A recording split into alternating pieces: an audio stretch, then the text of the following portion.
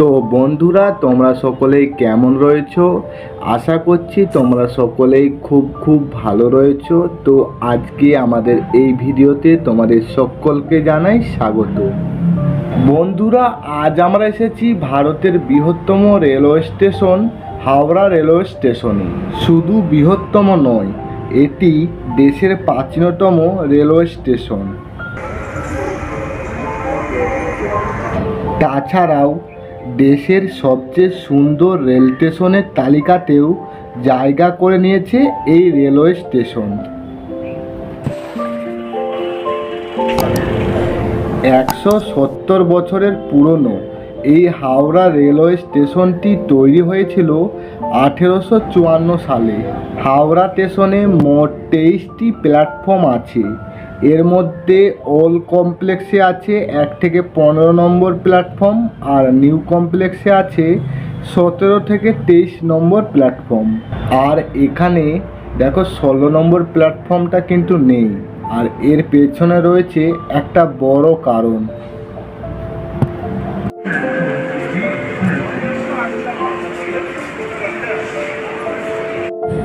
এই ডিসপ্লে বোর্ডে ট্রেনের সময়সূচি দেওয়া রয়েছে।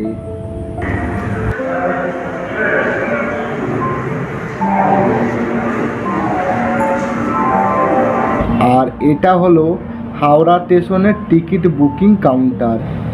এখান থেকে তোমরা বিভিন্ন রুটের ট্রেনের জেনারেল এবং রিজার্ভেশনের টিকিট পেয়ে যাবেন।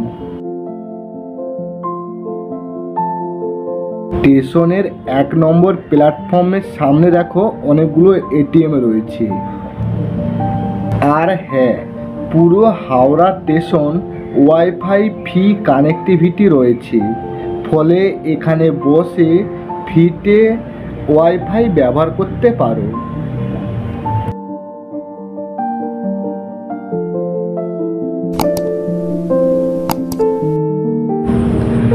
আর এই স্টেশনের মাঝে একটা রাস্তা রয়েছে, যে রাস্তা দিয়ে ওলা, ট্যাক্সি সমস্ত গাড়ি কিন্তু ঢুকতে পারে। তার জন্য কিন্তু আলাদা করে পারমিশন করাতে হবে। এই যে খাবারের দোকানগুলো তোমরা দেখতে পাচ্ছ, এখান থেকে চাইলে লাঞ্চ এবং ডিনার করে নিতে পারো।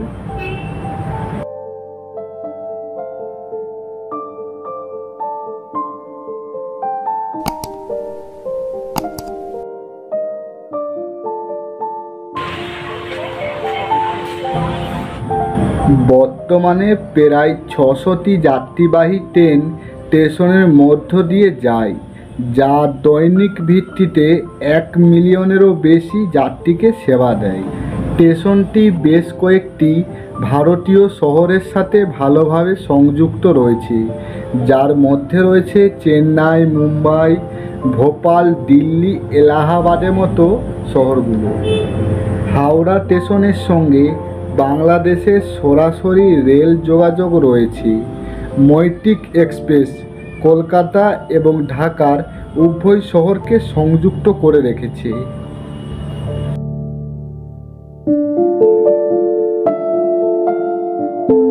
রেল স্টেশনটি ব্রিটিশ আমলের তৈরি। একসময় এই জায়গা ছিল বিপ্লবীদের কেন্দ্রস্থল।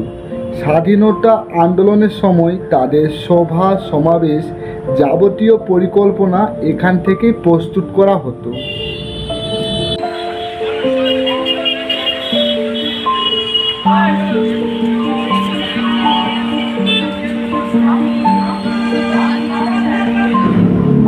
হাওড়া স্টেশনের বাইরে রয়েছে হাওড়া বাস স্ট্যান্ড। এখান থেকে কলকাতার বিভিন্ন জায়গার যেমন যাদবপুর, সল্টলেক, নিউ টাউন, গড়িয়া, ঠাকুরপুকুর যাবার এসি ও নন এসি উভয় বাসই পেয়ে যাবেন।